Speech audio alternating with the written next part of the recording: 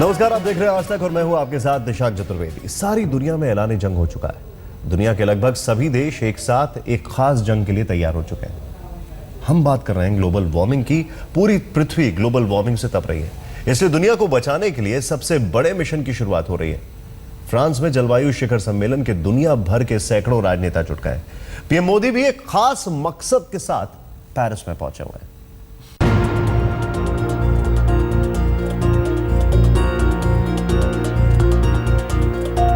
दुनिया को global warming से बचाने के लिए सबसे बड़ी मुहिम शुरू हो चुकी है। फ्रांस के पेरिस में जलवायु परिवर्तन शिखर सम्मेलन आयोजित किया गया है। दुनिया भर के राष्ट्राध्यक्ष और पर्यावरण से जुड़ी बड़ी हस्तियां पहुंच रही हैं। प्रधानमंत्री नरेंद्र मोदी भी पेरिस पहुंच चुके हैं।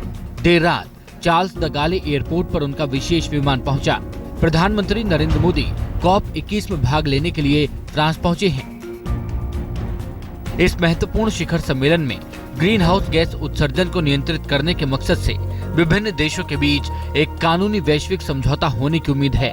वो जलवायु परिवर्तन शिखर सम्मेलन में भारतीय पवेलियन का उद्घाटन करेंगे। फ्रांस के राष्ट्रपति फ्रांसवा ओलांदे के साथ पीएम मोदी संयुक्त रूप से इंटरनेशनल सोलर अलायंस का भी उद्घाटन करेंगे। सोलर एनर्जी को बढ़ावा देने वाला ये अलायंस प्रधानमंत्री मोदी का ही विचार है। भारत राष्ट्रमंडल में शामिल कमजोर देशों को स्वच्छ ऊर्जा लागू करने और ग्रीन हाउस गैस उत्सर्जन में कमी लाने के लिए $25 लाख की मदद देगा। पर्यावरण को स्वच्छ रखने के लिए भारत सरकार हर पहलू पर जोर दे रही है। इससे दुनिया भर में जागरूकता और सबसे अहम मिशन के रूप में जारी रखने की अपील भी की जा रही है। इंडिया का स्टैंड तो बहुत ही साफ है, बहुत सरल है। हम चाहते हैं कि क्लाइमेट जस्टिस हो। एक पूरे अंतर्राष्ट्रीय स्तर पे जो समस्या सबके सामने दिख रही है, इसमें सभी देश मिलके एक अच्छा समझौता करें, जिसमें जो विकसित देश हैं, जिनकी वजह से वास्तव में समस्या आज खड़ी हुई है, उनकी जिम्मेदारियां भी सबके सामने हों। वो अपनी जिम्मेदारियों को कमिट करें कि उन जिम्मेदारियों को फुलफिल करेंगे। और भारत जैसे डेवलपिंग कंट्रीज जो विकास के दौर में तेजी से बढ़ रहे हैं, इनकी जो जरूरतें हैं उसको पूरा करने में सहयोग करें। पेरिस में शुरू हो रहा ये सम्मेलन पिछले 20 साल में ग्लोबल वार्मिंग को लेकर सबसे बड़ा अभियान है। इसमें सारी दुनिया को ग्लोबल वार्मिंग के खतरों से बचने के लिए एकजुट किया गया है। जलवायु शिखर सम्मेलन 30 नवंबर से 11 दिसंबर तक पेरिस में चलेगा। जलवायु सम्मेलन का मकसद है ग्लोबल वार्मिंग को 2 डिग्री सेल्सियस से नीचे रखना। सम्मेलन में करीब 50,000 लोगों के शामिल होने की उम्मीद है। इनमें करीब 25,000 सरकारी प्रतिनिधिमंडल, संयुक्त राष्ट्र एजेंसियां, NGO और सिविल सोसाइटी के सदस्य होंगे। पेरिस में जलवायु शिखर सम्मेलन को लेकर तमाम समझौते और अपील की जाएंगी, मगर इसका असली मकसद तभी पूरा होगा जब हर समझौते को हर देश का नागरिक अपनी जिम्मेदारी समझेगा। आज तक ब्यूरो। सवाल यह खड़ा होता है कि जो विकसित देश हैं, क्या वो विकासशील देशों के ऊपर अपनी दादागिरी कर सकते हैं? क्योंकि जो विकसित देश हैं उनमें हर चीज बड़ी होती है, बड़े खर्चे होते हैं, बड़ी गाड़ी होती है, बड़े AC होते हैं, बड़ी इंडस्ट्री होती है, बड़े प्लांट होते हैं। तो ग्लोबल वार्मिंग से सबसे ज्यादा अगर किसी को नुकसान है तो विकासशील देशों के हो, क्योंकि ये नुकसान कहीं विकसित देश तो ज्यादा नहीं पहुंचा रहे। ग्लोबल वार्मिंग के खिलाफ सिर्फ सरकारें ही नहीं बल्कि जनता भी एकजुट हो गई है। एक तरफ फ्रांस की राजधानी पेरिस में पूरी दुनिया के राजनेता जलवायु को बचाने के लिए समझौता करने आए हैं, तो वहीं दूसरी तरफ दुनिया भर में प्रदर्शन हो रहे हैं।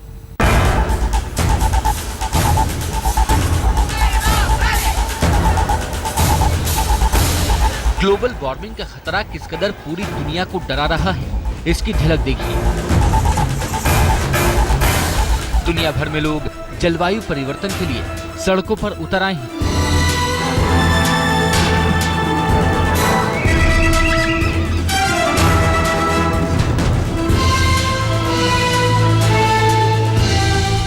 पेरिस में दुनिया के तमाम देशों के नेता जलवायु परिवर्तन पर ठोस समझौतों के लिए जुटे हैं, तो वहीं फ्रांस से लेकर इटली तक प्रदर्शन हो रहे हैं।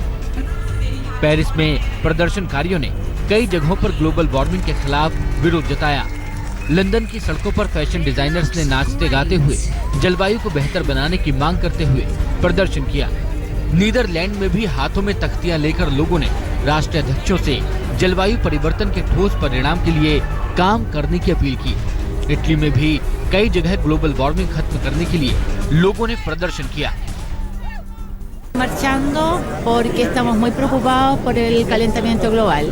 Estamos marchando para presionar a nuestros gobiernos para que se comprometan con realmente un cambio y para detener la devastación del planeta. Difficile in questo momento trovare le condizioni particolari per uscire da questa crisi, ma nei fatti ci ritroviamo ad essere qui in piazza per dire sì a uno sviluppo sostenibile, no a un impatto ambientale come quello in atto, e speriamo che questo protocollo non sia come gli altri, sia un protocollo convincente e efficiente। Paris में जुटे विश्व के नेताओं पर दबाव बनाने के लिए करीब 2000 से ज्यादा आयोजन हो रहे हैं। प्रदर्शनकारी चाहते हैं कि औद्योगिकीकरण को कम किया जाए और दुनिया के औसत तापमान में 2 डिग्री सेल्सियस से ज्यादा की बढ़ोतरी न हो। प्रदर्शनकारी अपनी बात को असरदार तरीके से कहने के लिए तमाम तरह की प्ले कार्ड्स के जरिए संदेश दे रहे हैं। कोई प्लेनेट भी नहीं है, वैश्विक स्तर पर एकजुटता।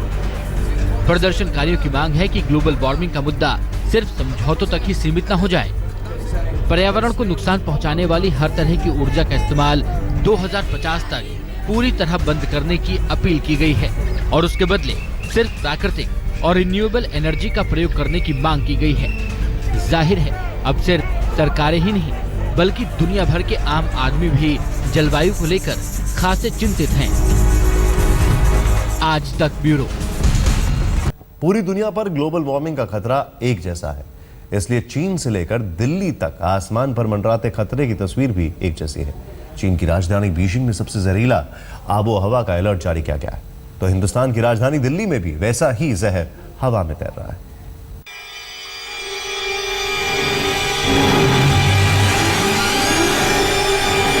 चीन से हिंदुस्तान तक स्मॉग का अलर्ट। बीजिंग में प्रदूषण बना सबसे बड़ी आफत। दिल्ली की आबो हवा और जहरीली हुई।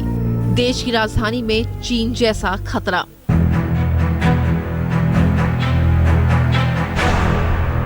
फिजा में गहराते जा रहे इस खतरे को देखिए। सुबह से शाम तक वातावरण में तैरती ये धुंध सेहत को बहुत नुकसान पहुंचाती है।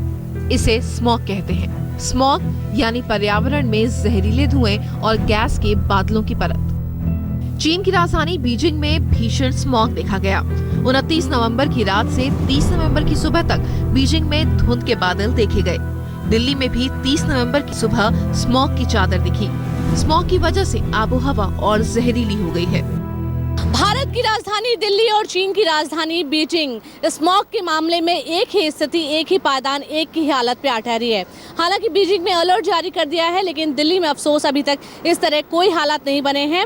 तमाम तरह की हिदायतें दी गई हैं। बीजिंग में दफ्तर बंद करने की सलाह दी गई है, चेहरे पर अपने मास्क पहनने की हिदायत दी गई है। दिल्ली में भी हालांकि पर्यावरण के लिए काम कर रही तमाम एजेंसियां, संस्थाएं इस तरह के अलर्ट जारी करती हैं, लेकिन ऐसा कुछ हो नहीं पाया है। और इस वक्त हम जहां पर हैं, आप दूर दूर तक जहां तक नजर डालेंगे आपको धुंध, कोहरा, धुआं, जो कुछ इसे कह सकते हैं, लेकिन ये दरअसल फॉग और पॉल्यूशन का मिश्रण है। बीजिंग में वायु प्रदूषण अक्सर खतरनाक स्तर तक पहुंच जाता है, मगर दिल्ली में भी हालात बीजिंग से थोड़े ही बेहतर हैं। राजधानी की 3 तस्वीरें आपको दिखाते हैं, जिससे यहाँ वायु प्रदूषण के खतरे का अंदाजा हो जाएगा। 30 नवंबर को राजपथ से अक्षरधाम तक कोहरे की चादर नजर आई। राजपथ पर सुबह 8 बजे काफी गहरी धुंध छाई रही। अक्षरधाम पर भी सुबह 9 बजे तक मौसम साफ नहीं हो सका और इंडिया गेट पर सुबह 9 बजे तक कोहरा दिखा। दिल्ली में ठंड बढ़ने के साथ कोहरा भी नजर आ रहा है, लेकिन स्मॉग की वजह से कोहरा सुबह देर तक रहता है और शाम को भी जल्दी छाने लगता है। हिंदुस्तान की राजधानी दिल्ली और चीन की राजधानी बीजिंग दोनों ही वायु प्रदूषण के लिहाज से काफी खतरनाक स्तर पर हैं। दोनों शहरों के कुछ हैरान करने वाले आंकड़ों पर गौर कीजिए।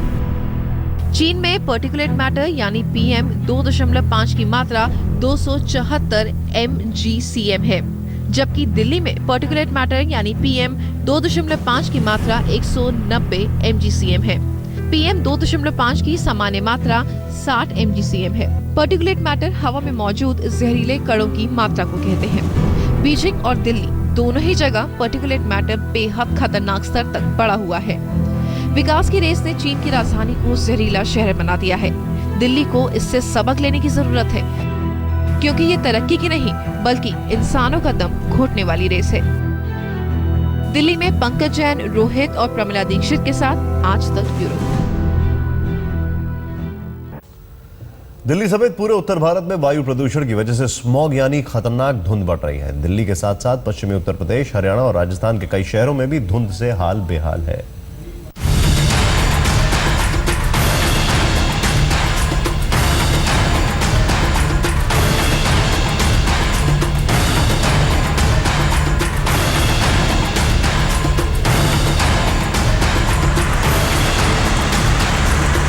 धुंध ने तकरीबन पूरे उत्तर भारत को धराशायी कर दिया है।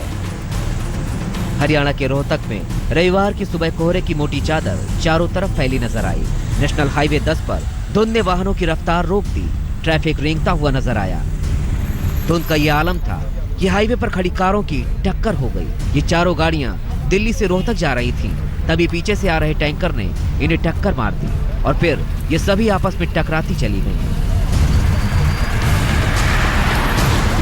एक कैंटर आ रहा था और कैंटर मंदा था।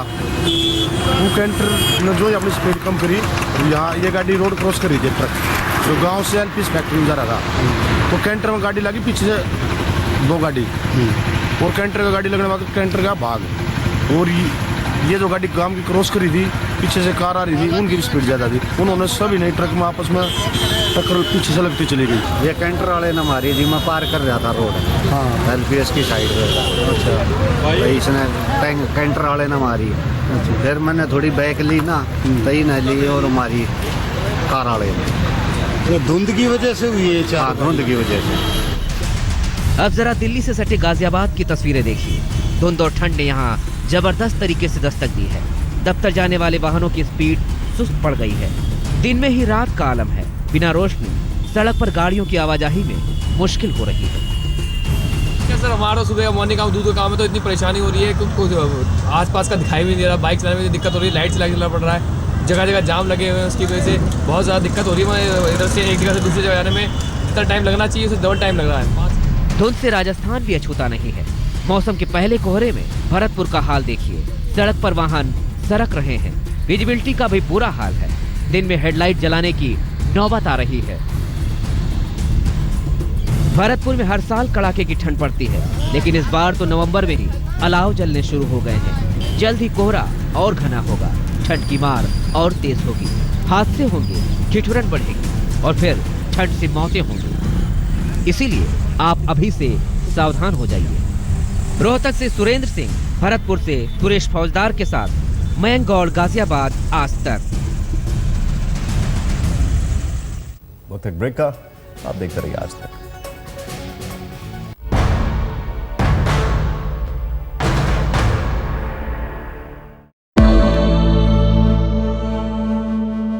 निसगम मनी पमग निपमग सनि पमनि सपस। जहाँ तक याद आती रहेगी,